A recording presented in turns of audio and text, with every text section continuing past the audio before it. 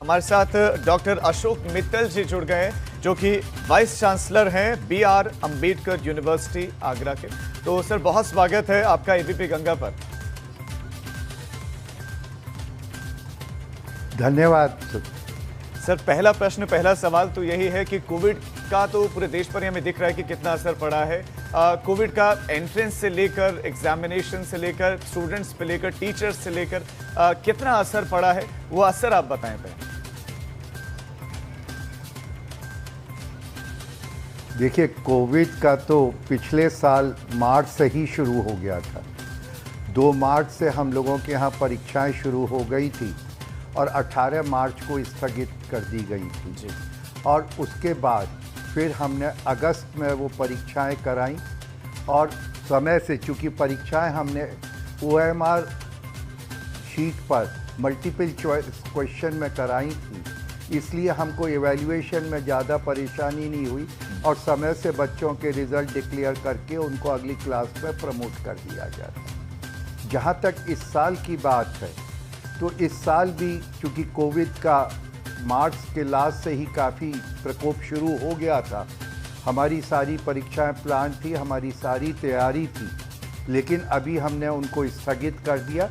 उत्तर प्रदेश शासन ने 3 कुलपतियों की एक समिति बनाई थी, सुना है उसने अपनी रिपोर्ट सबमिट कर दी है कि किन किन बच्चों को अगली क्लास में प्रमोट करना है, किन के हमको इम्तिहान लेने हैं।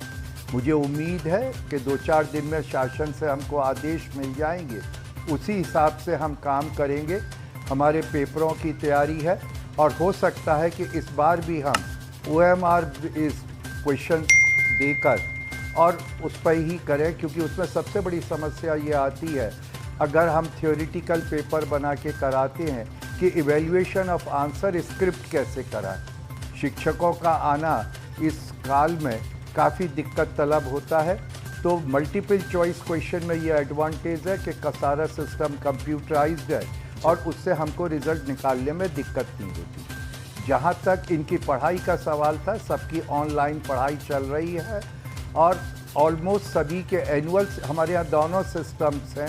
एनुअल सिस्टम है जिसमें हमारे यहाँ करीब 4 लाख बच्चा अपीयर होता है और हमारे यूनिवर्सिटी में जो कोर्सेज चल रहे हैं और कुछ कोर्सेज कॉलेजेस में, वो सेमेस्टर सिस्टम पे है। हमारे फर्स्ट, थर्ड और फिफ्थ सेमेस्टर की ज़्यादातर परीक्षाएं हो चुकी थी, उनका इवैल्यूएशन का काम चल रहा है। अब आगे जो सरकार की आएगी कि अगर उनको प्रमोट करना है इवन सेमेस्टर वालों को, तो हम प्रमोट करके आगे का काम अपना शुरू करेंगे। टीचर्स भी हमारे सब ऑनलाइन क्लासेस लेने पर लगे हुए थे। पिछले साल हमने अप्रैल और मई के महीने में करीब 40 वेबिनार कराई डिफरेंट सब्जेक्ट से कोविड को रिलेटेड, और उनमें से कुछ इंटरनेशनल वेबिनार्स थी जिसमें हमारे भारतीय जो विदेशों में बस गए हैं या काम कर रहे हैं, उन्होंने भी उसमें सहभागिता की। उससे हमारे लोगों की एक एकेडमिक जो स्टैंडर्ड है उसमें काफ़ी इजाफा हुआ है। सर, आप बता रहे हैं कि ऑनलाइन एक तरीके से पढ़ाई हुई वेबिनार्स आपने आयोजित किए। क्या सभी स्टूडेंट्स जुड़ पा रहे थे इस तरह के कार्यक्रमों से?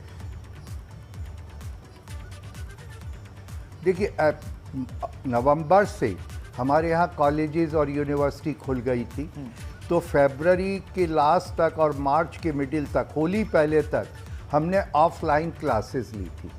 पर उसके बाद से जब लॉकडाउन शुरू हुआ तो हम ऑनलाइन मोड पे स्विच ऑन कर गए थे और पिछले साल का स्टूडेंट्स को एक्सपीरियंस था, तो करीब 90% हमारे छात्र हमारी उन ऑनलाइन क्लासेस को अटेंड कर पा रहे थे। जी।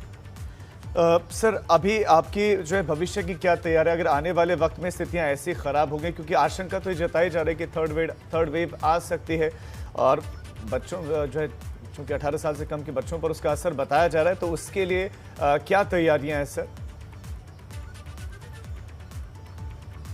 देखिए, मैं इस थर्ड वेव के लेके बहुत सशंकित नहीं हूँ जी। और ये कहना इसका क्या साइंटिफिक प्रूफ है कि अब की बार बच्चों को ज़्यादा इफ़ेक्ट करेगा। देखिए, कोरोना एक वायरस है और वायरस जब अपने उस पर आता है तो उसको उम्र नहीं देखता, वो फिर सभी को प्रभावित करता है। जी। इसलिए थर्ड वेव कब से आएगी क्या है, ठीक है, हमारी सरकारों ने, हॉस्पिटल्स ने, डॉक्टर्स ने इसकी सब तैयारी कर रखी है और जैसी भी स्थिति होगी हम हर तैयारी चुनौती का सामना करने के लिए तैयार है। हम ऑनलाइन परीक्षाएं भी करा सकते हैं अगर ऑनलाइन परीक्षा करानी होगी, या जो भी वस्तु स्थिति होगी हम हर तरह से तैयार हैं। बहुत अच्छी बात है सर कि आप आशंकित नहीं है थर्ड वेव के लिए। सर एक सवाल है, और एक ये स्टूडेंट्स का ये सवाल है कि अब चयन प्रक्रिया क्या होने वाली है सर, उनको एडमिशन का जो प्रोसेस है वो क्या रहने वाला है, क्योंकि यूपी बोर्ड हो, सीबीएसई बोर्ड हो, आईसीएसई बोर्ड हो, 12वीं के एग्जाम्स तो अब कैंसिल करवा दिए गए हैं बोर्ड के, वैसे में अब चयन प्रक्रिया क्या रहने वाली है? देखिए, हमारे यहाँ जितने भी एडमिशन्स होते हैं वो सब मेरिट बेस्ड है।